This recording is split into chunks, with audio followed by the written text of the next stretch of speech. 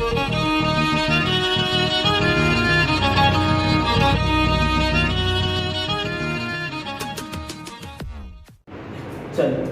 सरदार वल्लभ भाई Patel inter college Mubarakpur, पर्यावरण अम्बेडकर नगर। ठीक है, बायोलॉजी की क्लास है, ऑनलाइन क्लास। आपको पता ही है कि ऑनलाइन क्लासेस सबकी चलनी है, तो आज भी आप ऑनलाइन क्लास चल रहा है। बायोलॉजी का नोट आपको लिखाया जाएगा, सेल बायोलॉजी ये टॉपिक होगी। ये जो टॉपिक है ये 2 क्लासेस के लिए साथ साथ कंबाइन किया जा रहा है, क्लास 9 प्लस क्लास 11, क्योंकि दोनों ही क्लासेस में सेल के बारे में दे रखा है। आपको बेसिक चीज़ें जाननी है तो दोनों क्लास में सेम ही होगी। क्लास 9 में यही chapter fundamental unit of life के नाम से होगा, और क्लास 11 में यही cell the unit of life के नाम से होगा। दोनों का जो थ्योरी है लगभग एक ही होगी, तो दोनों क्लासेस को सेम यही नोट करना है। चलिए, अब जानते हैं कि क्या है सेल। सेल किसे कहेंगे? Cell is the fundamental structure and functional unit of life. Cell क्या है? स्ट्रक्चरल भी कहा जा सकता है, स्ट्रक्चरल।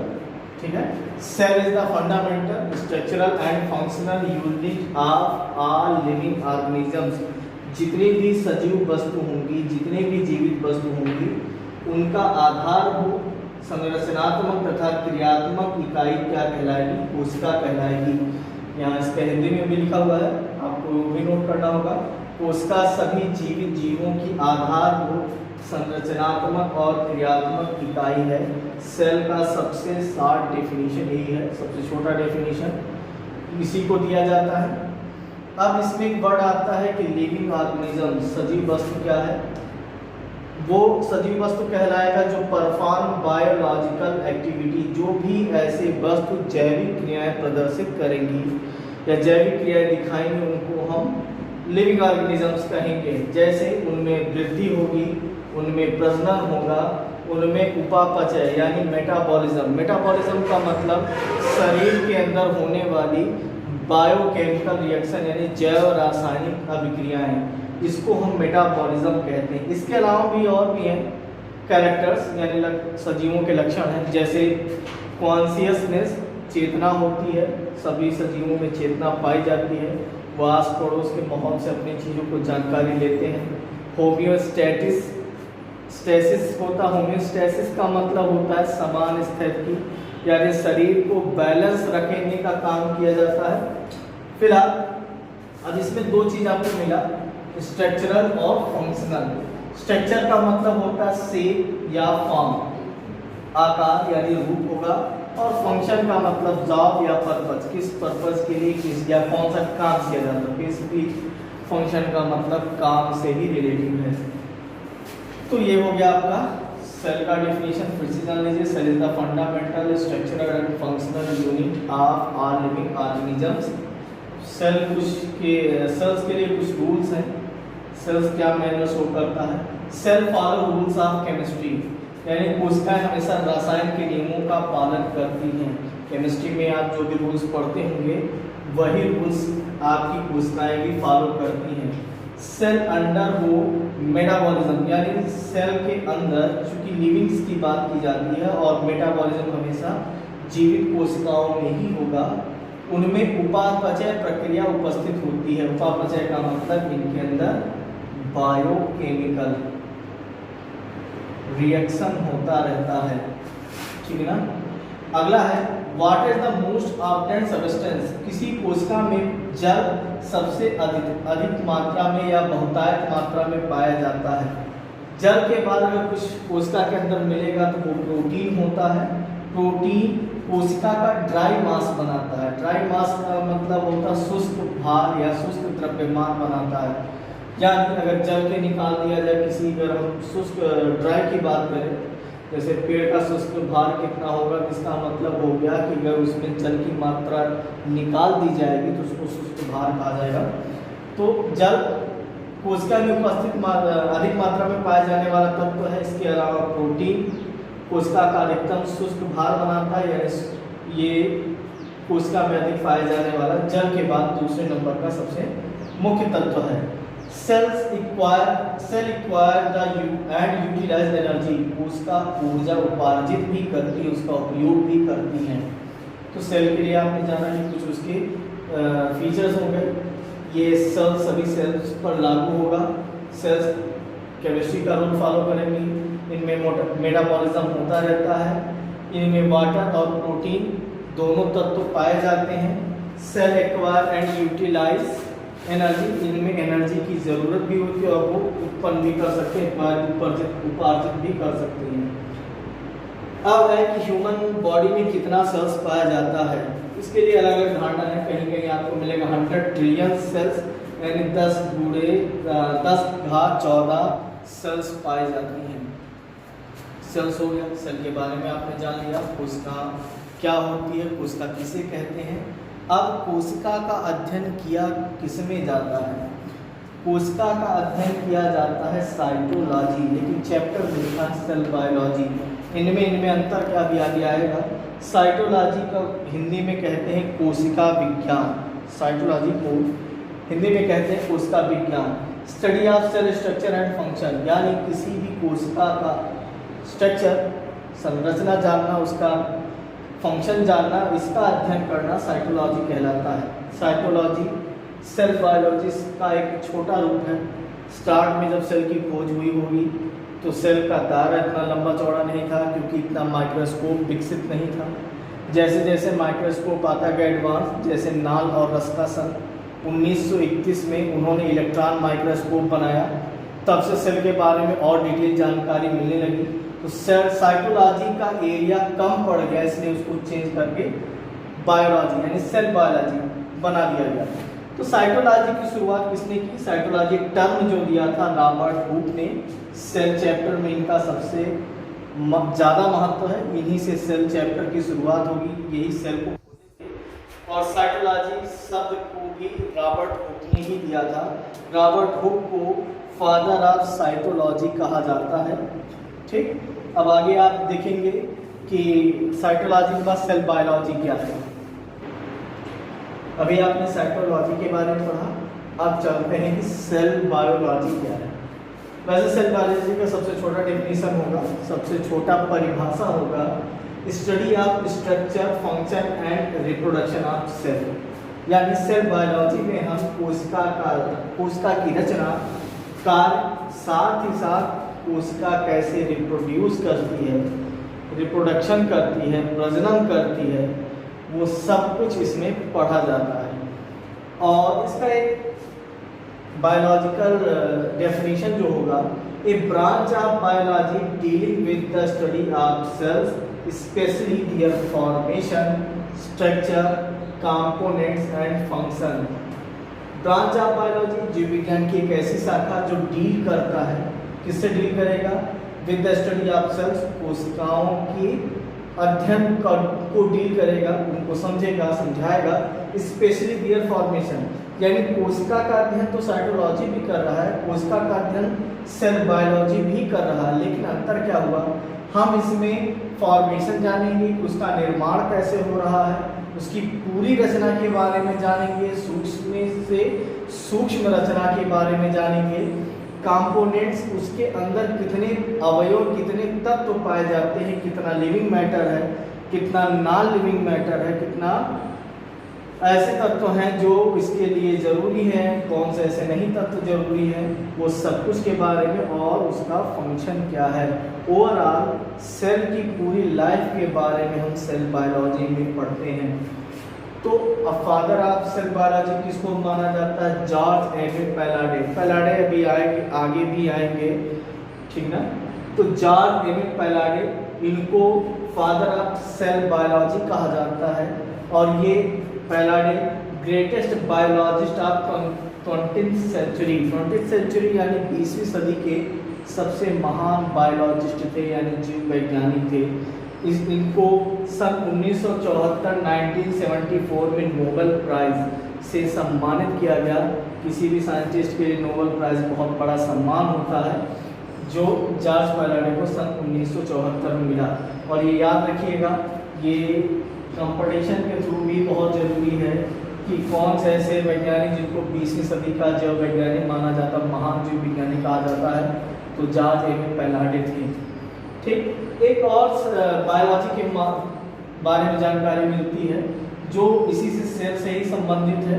इसको सिंथेटिक बायोलॉजी कहते हैं। सिंथेटिक का मतलब होता है खुद से बनाया हुआ। आपने फाइबर के बारे में, देशों के बारे में पढ़ा होगा। नेचुरल फाइबर पाए जाते हैं और सिंथेटिक फाइबर पाए जाते हैं जो मैन मेड यानी इंसान द्वारा। तो यहाँ भी साइंटिस्ट इसको लैब में बनाता है।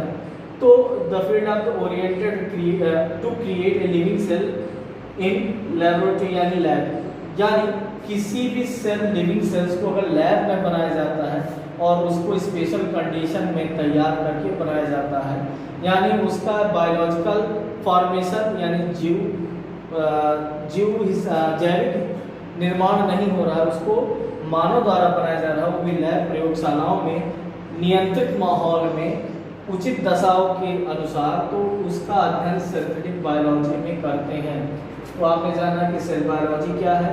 सेल की पूरी लाइफ हिस्ट्री के बारे में जानकारी सेल बायोलॉजी देता है, इसलिए इसको रखना पड़ा क्योंकि साइटोलॉजी जो था उसका दायरा कम है, उसका क्षेत्र कम है, क्योंकि उसमें सिर्फ सेल की बेसिक जानकारी और उसके फंक्शन के बारे में जाना जाता है। लेकिन लाइफ, सेल की पूरी लाइफ, सेल की पूरी हिस्ट्री, सेल के पूरे कंपोनेंट और डीप से डीप जानकारी हम सेल बायोलॉजी में करते हैं। तो ये अंतर हुआ। अंतर अभी आगे भी आएगा। साइटोलॉजी के पिता कौन माने गए? साइटोलॉजी के पिता अभी आपको लिखाया गया है।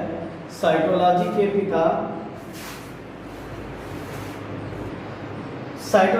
पिता माना जाएगा रॉबर्ट हुक को, और फादर ऑफ सेल बायोलॉजी यानी सेल बायोलॉजी के पिता जॉर्ज एमिल पैलाडे हैं।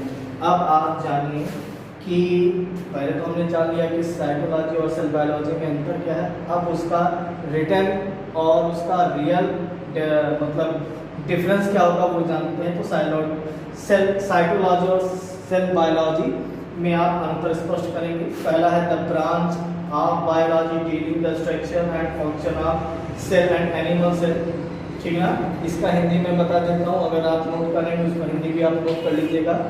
तो बायोलॉजी की ऐसी शाखा जिसमें हम कोशिका के कार्य, उसकी संरचना का अध्ययन करते हैं, या आप ऐसे लिखेंगे कि बायोलॉजी की ऐसी शाखा जिसमें पौधे तथा जंतु कोशिका की संरचना और फंक्शन यानी कार्य का अध्ययन करते हैं। सेल बायोलॉजी में किसका अध्ययन करेंगे? Branch of biology dealing with structure, function and life history of cell and their components, यानी जीव विज्ञान की ऐसी शाखा जिसमें हम कोशिका की संरचना, कार्य, उसकी जीवन इतिहास और उसके कंपोनेंट यानी उसके अवयवों के बारे में जानकारी लेते हैं या अध्ययन करते हैं, तो वो सेल बायोलॉजी कहलाता है। ठीक, तो साइटोलॉजी सेल बायोलॉजी में आगे क्या अंतर मिलेगा अभी बताया जा रहा है। चलिए आगे देखिए साइटोलॉजी और सेल बायोलॉजी में क्या अंतर हुआ। पहला अंतर आपने देख लिया। दूसरा होगा साइटोलॉजी में हम सिर्फ एनिमल सेल और प्लांट सेल का ही स्टडी करते हैं, यानी जंतु और पौधे कोशिका का ही अध्ययन किया जाता है, जबकि इसमें प्रोकैरियोटिक और यूकैरियोटिक कोशिकाओं का अध्ययन होता है। अब क्या है प्रोकैरियोटिक और क्या है यूकैरियोटिक, तो साइड में आपको लिख दिया गया है। चूँकि इस चैप्टर में ये वर्ड भी आएगा, इसके बारे में भी आप बहुत विशेष तरह से जानेंगे। फिलहाल प्रोकैरियोटिक ऐसी कोशिका होती जिसमें केंद्रक का अभाव यानी केंद्रक पाया ही नहीं जाता, जैसे बैक्टीरिया में हो गया। यूकैरियोटिक ऐसी कोशिका होती जिसमें विकसित केंद्रक पाया जाता है। केंद्रक एक तरह से जैसे मानव शरीर में दिमाग होता है, पूरे शरीर का नियंत्रण करता है, उसी प्रकार किसी कोशिका में उसका पूरा नियंत्रण केंद्रक के हाथ में होता है। तो यूकैरियोटिक कोशिका ऐसी कोशिका होती हैं जिसमें केंद्रक पाया जाता है, और प्रोकैरियोटिक ऐसी कोशिका होती है जिसमें केंद्रक का अभाव होता है। तो ये आपको एक समझने का था, क्योंकि ये वर्ड बार बार आएगा, तो जब भी आपसे पूछा जाए तो आप इसको झट से बता सकते हैं। अगला जो पॉइंट है साइटोलॉजी और सेल बायोलॉजी में अंतर का, वो है कि related to medicine and pathology. ठीक है, जब साइटोलॉजी बना था उसमें बहुत ज़्यादा पैथोलॉजिस्ट थे, बहुत ज़्यादा एटोनॉमिस्ट थे। ज़्यादातर वो फिजिशियन और पैथोलॉजिस्ट ही वैज्ञानिक थे जो कोशिकाओं का अध्ययन कर रहे होंगे या कर रहे थे, तो उस समय साइटोलॉजी को इसका संदर्भ माना जाता था कि वो मेडिसिन और पैथोलॉजी से संबंधित है। लेकिन जैसे जैसे कोशिका का विकास बढ़ता गया, बड़े बड़े माइक्रोस्कोप्स आ गए, उसमें ज़्यादा विकसित माइक्रोस्कोप जब हमारे पास आ गया, तब पता चला कि ये सेल बायोलॉजी जो है वो सिर्फ बायो मतलब वो मेडिसिन और पैथोलॉजी से संबंधित नहीं था, related to various areas of the biology.